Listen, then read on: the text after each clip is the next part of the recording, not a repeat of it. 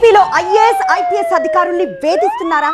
అవునని అండమే కాకుండా ప్రధాని మోదీకి అమిత్ షాకి లేఖ కూడా రాశారు ఎంపీ గురుమూర్తి. 199 మంది అధికారులను ఏపీ ప్రభుత్వం బీఆర్లో పెట్టిందని, పోస్టింగ్లు లేకుండా జీతం ఇవ్వకుండా వేధిస్తున్నారని, అధికారులపై ప్రభుత్వం కక్షపూరితంగా వ్యవహరిస్తోందంటున్నారు గురుమూర్తి. ప్రధాని అమిత్ షాతో పాటు సీజీఐకి, ఏపీ ప్రభుత్వానికి, డీజీపీకి, సీఎస్కి కూడా లేఖ రాశారు గురుమూర్తి. రాష్ట్రంలో పనిచేస్తున్న సీనియర్ ఐపీఎస్లు, నాన్ క్యాడర్ ఎస్పీలు, అడిషనల్ ఎస్పీలు, డిఎస్పీలు, సిఐలు ఇలా 199 మంది అధికారులను బీఆర్లో పెట్టడంపై ఆందోళన వ్యక్తం చేశారు. 2025 మార్చి 12న పార్లమెంట్ 0 అవర్లోనూ ఈ అంశాన్ని ప్రస్తావించారని గుర్తు చేశారు గురుమూర్తి.